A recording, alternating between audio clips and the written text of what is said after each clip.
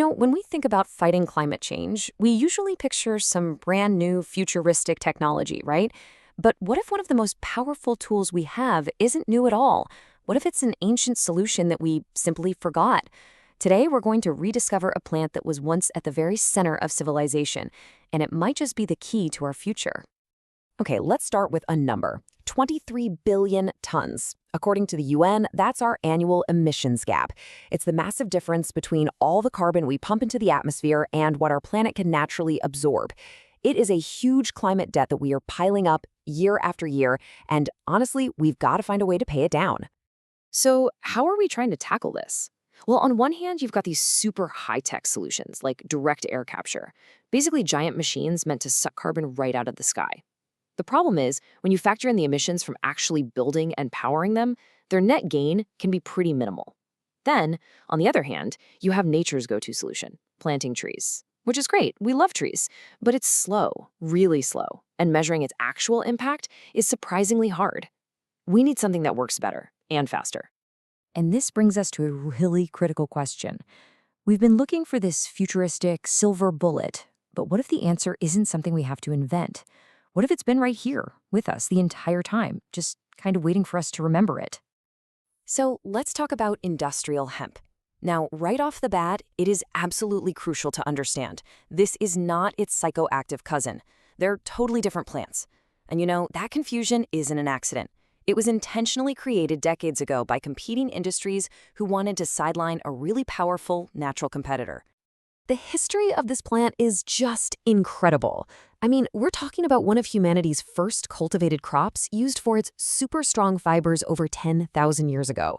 Fast forward to the 1700s, it was so vital for the American independence effort that colonists were actually required by law to grow it.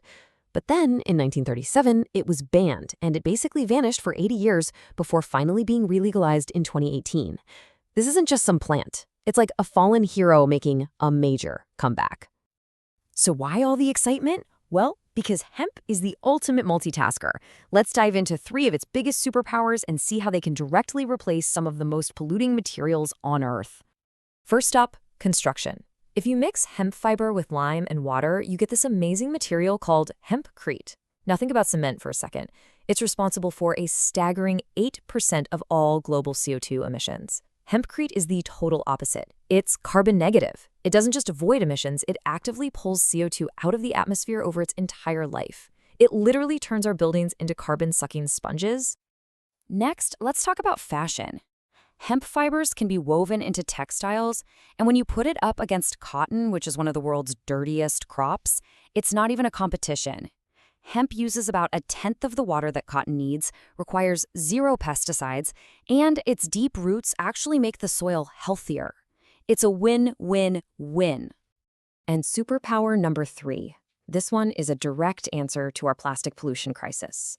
You can turn hemp biomass into bioplastics that are fully biodegradable. You could toss them right in your compost bin. And get this, if a bottle made from hemp plastic ends up in the ocean, marine life can actually eat it safely. Just think about that for a second. And here's the kicker. The benefits aren't just in the stuff we make from it. The very act of growing hemp is good for the planet. It's restorative. Those deep roots heal the soil, you don't need any pesticides, and it flowers late in the season, providing a crucial food source that helps bee populations get through the winter. Okay, so it can build our homes, make our clothes, but what about one of the toughest nuts to crack when it comes to climate change? I'm talking about aviation. This number, 80%, is an absolute game changer. Sustainable aviation fuel, or SAF, made from hemp can slash flight emissions by up to 80%. And the best part? It's a drop-in fuel. That means it works with the planes we already have and the airport infrastructure we already have. This isn't some far-off future tech. We can do this right now. This all leads to this incredible vision of a self-sufficient airport. Okay, picture this. You grow fields of hemp in all the green spaces around the runways. That crop is just sitting there, absorbing the airport's carbon footprint in real time. Then you harvest it and convert it into jet fuel, right there on site. The airport literally grows its own fuel while cleaning the air around it. It's a perfect closed loop. So at this point, you're probably asking the exact same thing I was. If hemp is so miraculous, what's the catch?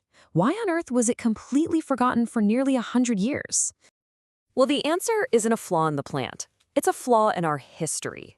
See, back in the 1930s, hemp was a direct competitor to the fossil fuel industry for things like fuel and plastics, and to the forestry industry for paper. So those powerful lobbies got together, successfully demonized the plant, and had it banned. They cleared the field so their own carbon-heavy products could completely dominate the 20th century. But that's not where the story ends. Today, hemp is finally getting the validation it deserves from some of the biggest names in science and tech. The X Prize Foundation named it a top 100 carbon removal solution. It's been selected by Google for their Sustainable Development Program. Even the European Space Agency is partnering on projects to use satellites to verify just how much carbon it's capturing from space. This is serious, serious science. And this might be the single most powerful, most hopeful number of all. Researchers estimate that if we converted just 25%, a quarter, of the land currently used for livestock to grow hemp instead, we could close that entire 23 billion ton emissions gap. One single change could put the solution to climate change right within our reach. Which really leaves us with one final thought. Is hemp just a forgotten plant from our past, a historical curiosity? Or is it the key to a cleaner, more sustainable future, a piece of ancient wisdom that we just have to choose to remember?